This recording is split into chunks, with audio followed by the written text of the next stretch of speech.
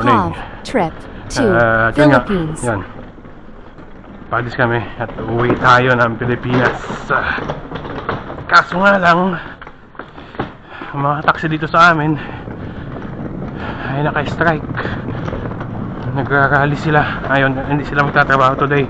Nahanap akong kababayan natin na may sasakyan, kaya siya maghahatid sa atin.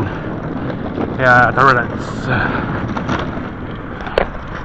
At yan ang mga bagahe namin. Dami-dami, kaya hindi nga pwedeng mag-bus. Ay.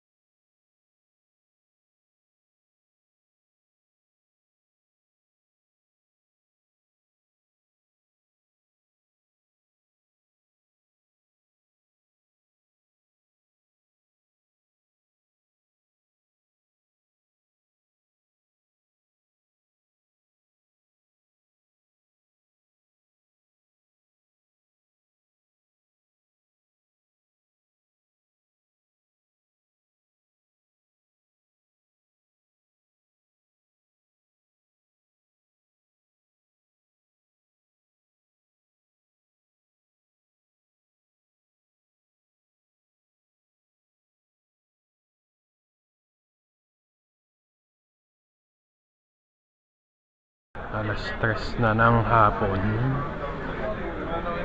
at delayed ng 2 hours ang aming flight. After after kulang-kulang 2 oras. Buti na lang.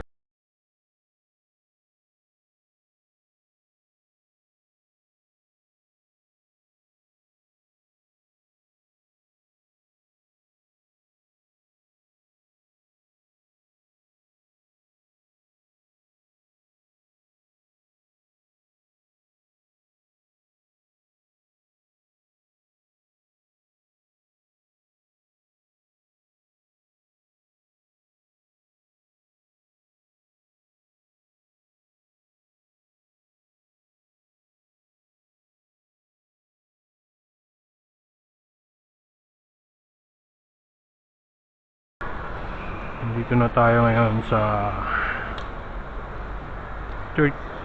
Istanbul, Turkey. Magko-connecting tayo dito. Maghihintay kami ng oras ba? Alas 11 na yata. Maghihintay pa kami ng mga 3 oras. Tapos sakay ulit papunta na ng Manila. 15 hours pa ulit. Yo. Kaya hintay-hintay, lakad-lakad kung saan-saan. Uy, masarap dito ah. Wala, sarado na nga lang.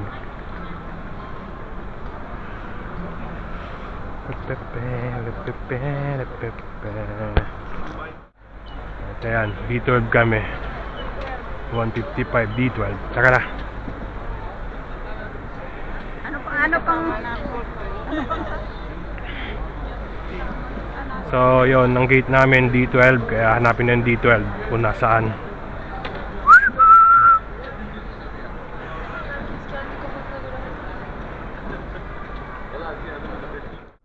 Hindi namin alam kung nasaan, kaya hanapin muna natin.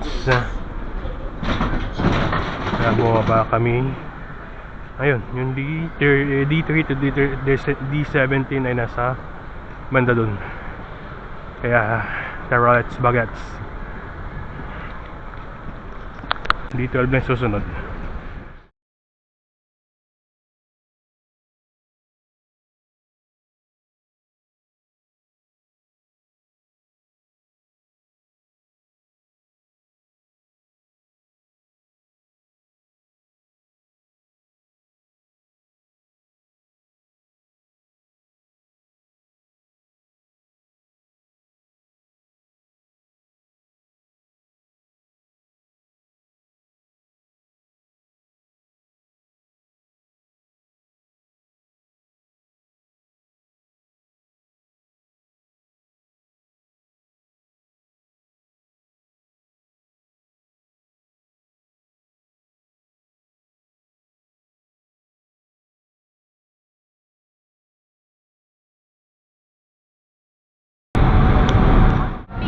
beef, yeah. Yes. And 1 chicken for her.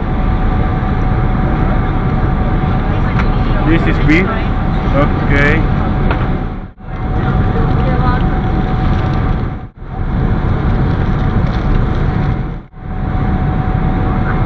Malasa yung baka.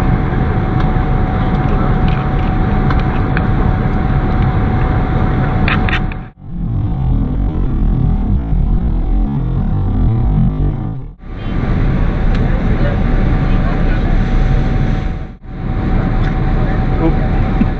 What are your choices? Omelette, Omelette? pudding, bread, and also börek, Turkish börek, Turkish pastry. Omelette gusto mo? Chicken. Ha? Chicken. Ano? Börek? No, wait. That one, yeah. Bread and butter. Ano pa ba iba? What the other one? This is like cake. The other one? What Dessert. The other one is börek, pastry. Burek daw, yung pagkain na ginagawa na. And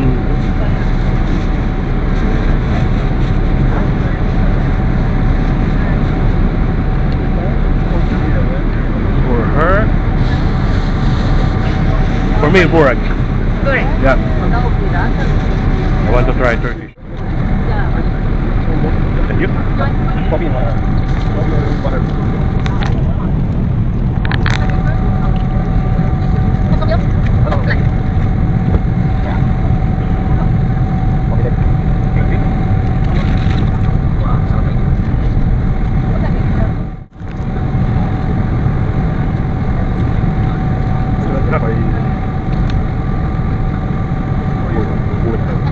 No, no. Yeah. Thank you.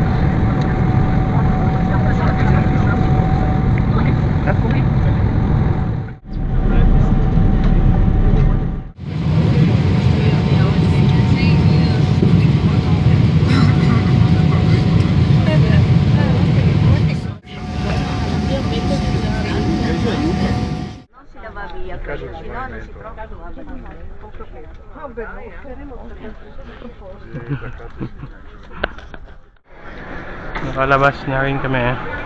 Dito na kami sa immigration at pipila muna pag mag-check.